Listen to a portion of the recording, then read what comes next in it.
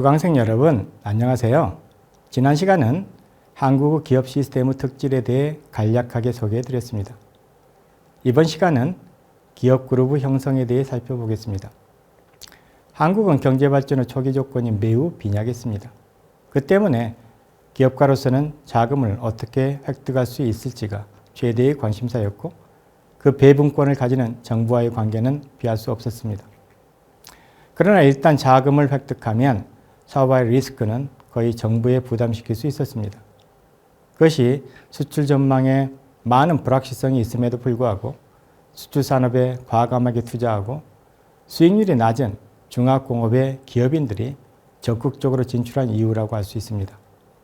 한국의 경제발전 초기 조건이 매우 빈약하였음은 대만과 비교하면 더욱 명백하게 파악할 수 있습니다. 한국은 경제발전 초기에 대만에는 존재하고 있던 농업적 기초가 부족하였으며 1960년대 초까지도 원조를 받지 않으면 경제를 운영할 수 없는 상태였습니다. 1960년대 이후에도 경제발전에서 총 저축률이 국내 투자율보다 낮아 외채에 많이 의존하였음은 앞서 살펴본 바 있습니다.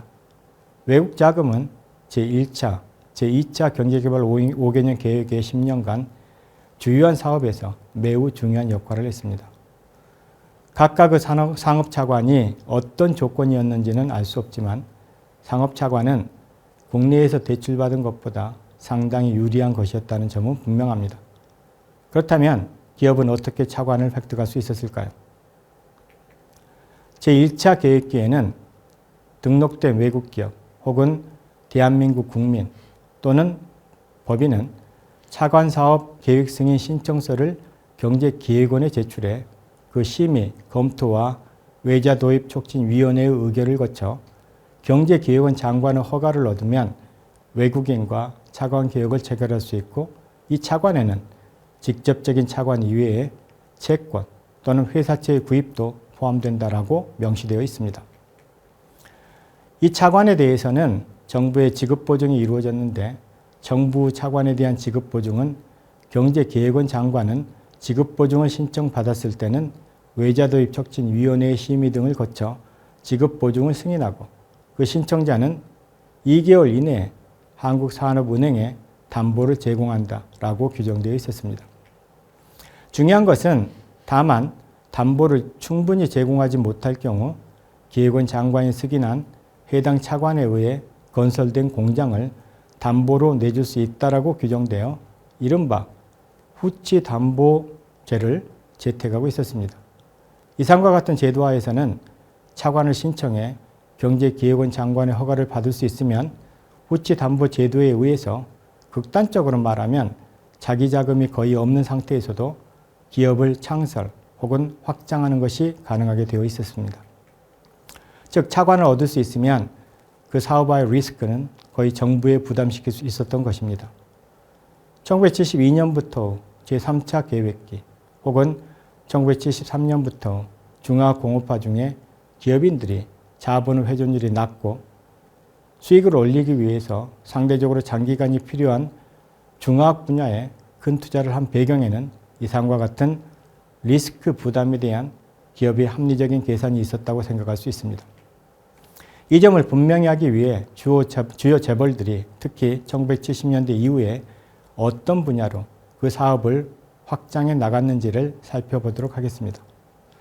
삼성의 경우는 무역에서 시작해 이른바 300으로 자본을 축적했으며 보험, 금융에 진출해 갔습니다. 본격적으로 공업에 진출하는 것은 1969년 삼성전자의 창설부터라고 봐도 무방합니다. 그것에는 같은 해에 정부가 제정한 전자산업진흥법의 영향을 받았다고 보입니다. 그 후 전자산업과 관련된 일련의 기업군이 창립되었는데, 이때 설립된 기업군들은 현재는 삼성전자에 합병되었습니다. 삼성은 전기전자, 섬유, 식품, 무역 등 비교적 경공업 분야에 주력하였지만 중화공업화 시기에는 합성, 중공업, 석유화학, 정밀공업 등에 진출하였습니다. 현대는 삼성과 비교하면 중공업 분야에서 출발하였다는 특징을 가지고 있습니다.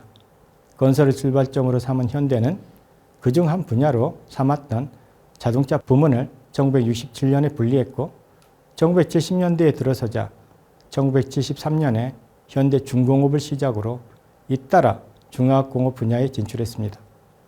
현대는 1960년대에는 시멘트, 건자재, 1970년대에는 화학 분야에도 진출했지만 1980년대 중반의 재벌 분할에 의해 독립하고 있습니다. 그 후 현대는 전자 분야에도 진출해 PC나 반도체 분야에서 큰 비중을 차지하기도 했습니다.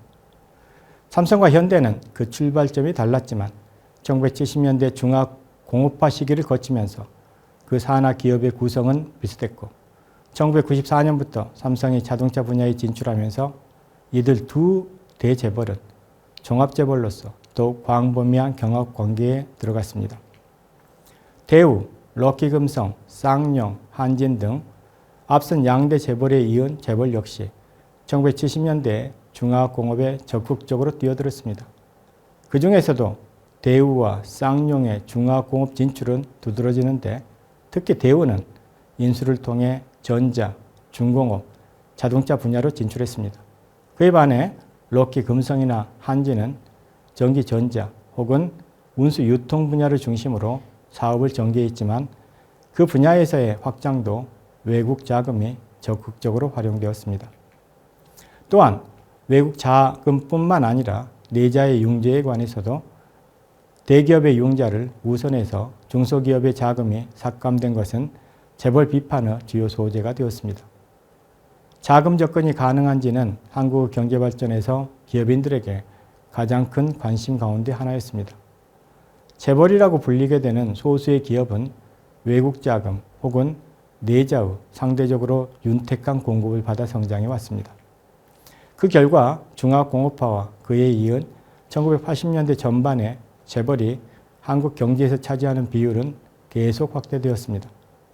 1970년대 전반에는 5대 재벌이 GNP에서 차지하는 부가가치 생산 비율은 3.5%였지만 10년 후인 1980년대 전반에는 10%나 되었습니다. 이는 그 범위를 10대 재벌, 20대 재벌로 확대해도 마찬가지입니다. 확실히 재벌은 한국의 1970년부터 1980년대 초반의 경제 발전을 선도해 왔습니다. 재벌이 산업구조 고도화의 주요 담지자가 된 것은 재벌이 그 자금 조달에서 유리한 위치에 있었기 때문임은 앞서 언급한 바 있습니다. 재벌이 유리한 자금 조달 체계가 재벌이라 불리는 대기업 집단의 출현에 중요했음은 대만과 비교하면 더 선명하게 파악할 수 있습니다. 대만에서의 자금 조건은 한국과 같지 않았습니다. 한국은 대만과 달리 정부 산업정책에 호응하는 형태로 사업을 전개하면 수출금융 등의 수출기업, 일반이 받을 수 있는 혜택 외에 설비 자금에 있어서도 또한 리스크를 정부에 맡기는 형태로 외국 자금 혹은 내자로부터의 융자를 우선적으로 받을 수 있었던 것입니다. 그런데 왜 한국에서는 대기업이 수많은 사업 분야로 다각화했고 왜 자회사 설립을 통해 재벌화했을까요? 첫 번째 문제는 정부가 중점 육성 산업을 지정하고 그에 대한 장기 계획을 책정하여 기업에 다양한 인센티브를 부여한 정부 산업 육성 정책이 대기업을 새로운 산업을 책임질 기업으로 선정하였다는 점과 관련되어 있습니다. 정부는 중점 육성 산업의 경우 국제적으로도 경쟁력을 가질 수 있는 적정 규모 이상으로 신규 사업을 진행하도록 하였는데 이와 같은 대규모의 신규 사업을 감당할 수 있는 기업은 이미 성과를 얻은 대기업이라 본 것입니다. 두 번째 문제를 검토하려면 기업이 다각적인 분야로 사업을 전개할 때 취할 수 있는 방법들에 대해 살펴볼 필요가 있습니다. 기업이 다각적인 분야로 사업을 전개할 때 사용할 수 있는 방법은 크게 두 가지가 있습니다. 하나는 기존 기업이 신규 사업을 수행하는 것이고 다른 하나는 자회사를 설립해서 자회사가 신규 사업을 수행하는 것입니다. 이 두 가지 방법에는 장점도 있고 단점도 있습니다. 전자의 장점으로는 신사업에 대한 컨트롤이 보다 직접적이며 또 신규 사업에 대한 리스크를 기업 자신에 의해 흡수할 수 있다는 점입니다. 단점으로는 신규 사업을 대규모로 시작하려고 하면 기업 자신의 증자가 필요합니다. 그리고 만일 신규 사업이 실패하면 기업 자신이 큰 상처를 입을 가능성이 큽니다. 반면에 자회사 방식의 경우는 그 장점과 단점이 반대로 됩니다. 본 기업의 사업부문 확대와 자회사 설립을 통한 다각화의 장단점은 기업의 입장에서 볼 때와 기업의 오너 입장에서 볼 때 서로 다를 수 있습니다. 그런데 기업의 오너는 기업 입장이 아니라 기업의 오너 입장에서 의사결정을 할 수 있기 때문에 기업의 오너 입장에서 자회사에 의한 다각화가 본 기업의 사업 부문을 확대하는 것보다 더 유리했던 점에 대해 정리해 보겠습니다. 첫째, 그 설립과 관련된 자금을 기업가 스스로 출자할 뿐만 아니라 모 기업에서도 출자할 수 있었기 때문입니다.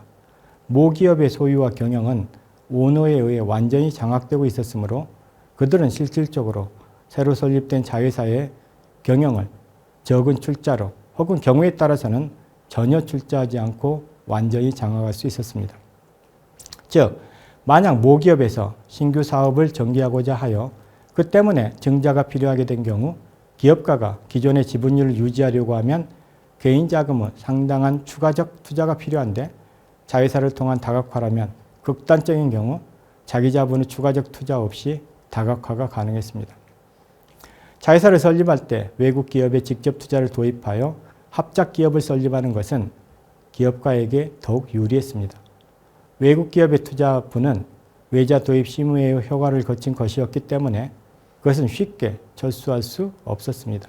즉, 완전한 안정 주식이며 설령 그 기업이 상장했다 하더라도 외국 기업의 지분은 시장에 흘러가지 않기 때문에 그 주식에 약간의 웃돈을 더하는 것만으로 모 기업은 자회사를 소유면으로부터 완전히 컨트롤하는 것이 가능했던 것입니다.